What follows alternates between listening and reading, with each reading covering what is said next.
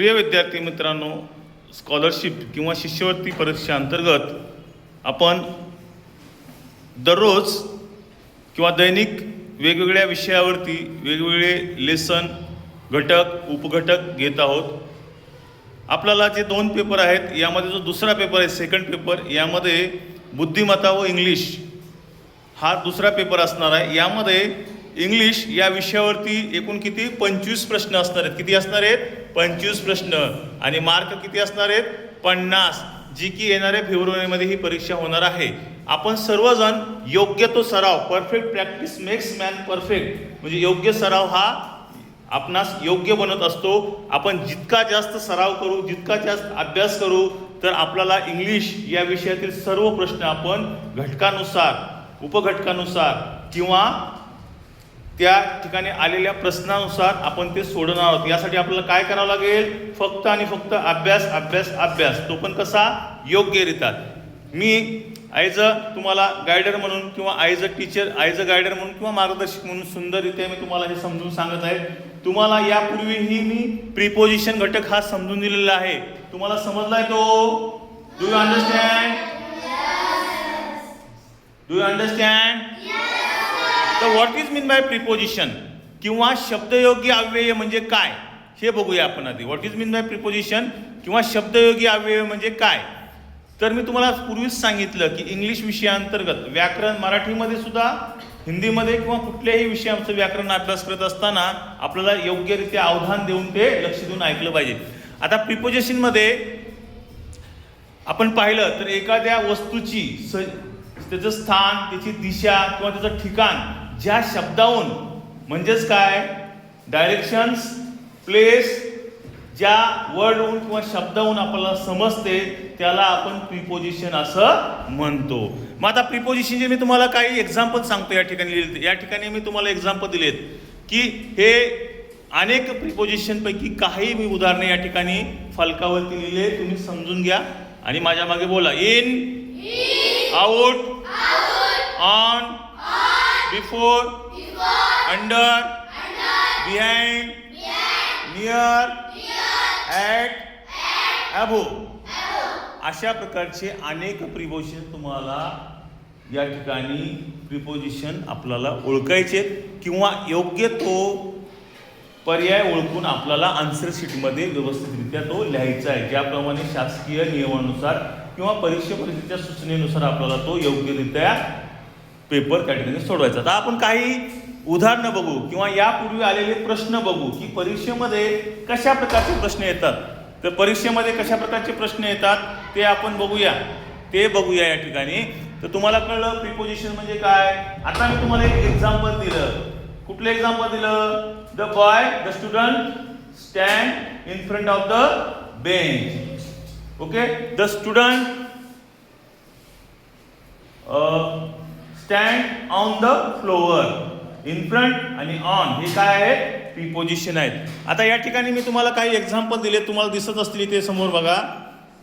यामध्ये पहिलं एक्झाम्पल आहे there is the cow dash dash the tree.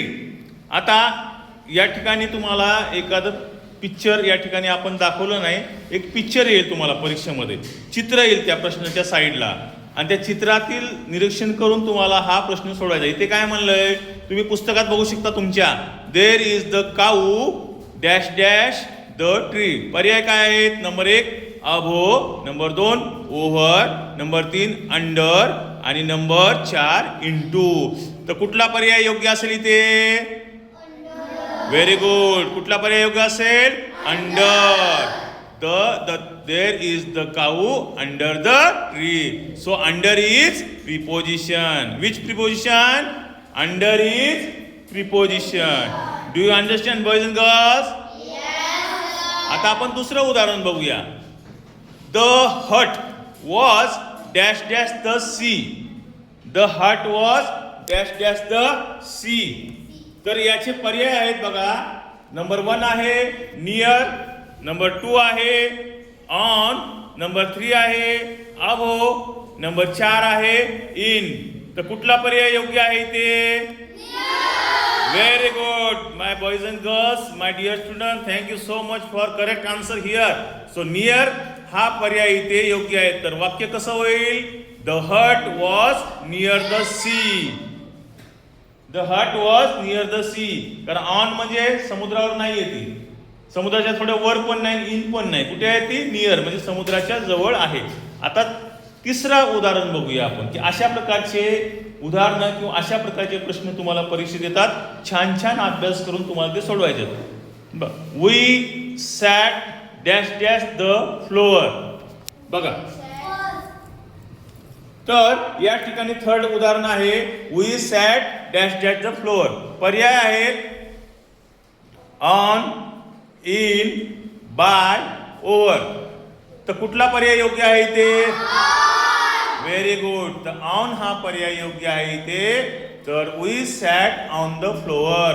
जसं मी आत्ताच सांगितलं, द स्टुडंट किंवा स्टुडंटच्या संदर्भात सांगितलं तुम्हाला मी. मग इथे काय काय आहेत? या तिन्ही प्रश्नामध्ये कोणते कोणते आहेत? पहिल्या प्रश्नात कोणता आहे? अंडर. कोणता आहे? अंडर. दुसऱ्या प्रश्नाचा पर्याय कोणता आहे? दुसऱ्या प्रश्नाचा पर्याय काय कुठला आहे? नियर. आणि तिसरा कुठला आहे? बघा, पहिल्याचा कुठला आहे? हा. दुसऱ्याचा कुठला आहे? तुम्ही सांगितल्याप्रमाणे हा. आणि शेवटीचा कुठला आहे? ऑन. तर मला आता माझ्या पहिल्याचा कुठला आहे? अंडर. दुसऱ्याचा कुठला आहे? तिसऱ्याचा कुठला आहे? ऑन. तर बोला, under, near, on. These are the preposition. Preposition म्हणजेच शब्दयोगी अव्यय. For example, in, out, on, before, under, behind, near, at, above. Do you understand, boys and girls? Very well understand? Yes, sir. Thank you so much, my boys and girls, for here. Thank you so much. खूप सुंदर अभ्यास करा, छान छान अभ्यास करा आणि येणाऱ्या फेब्रुवारीच्या परीक्षेत योग्य किंवा अचूक उत्तर लिहून तो पेपर योग्यरित्या सोडवा. तुम्हाला सर्वांना माझ्या खूप खूप शुभेच्छा आहेत. आपण अनेक नंतर सुद्धा आपण पुढील तासामध्ये किंवा पुढील लेक्चरमध्ये आपण या घटकांचं रिव्हिजन आपण घेणार आहोत. प्रत्येक घटकाचं रिव्हिजन घेऊन तसेच आपण सराव करून येणाऱ्या परीक्षेला आपण सामोरे जाणार. Thank you so much boys girls. Do you understand boys girls?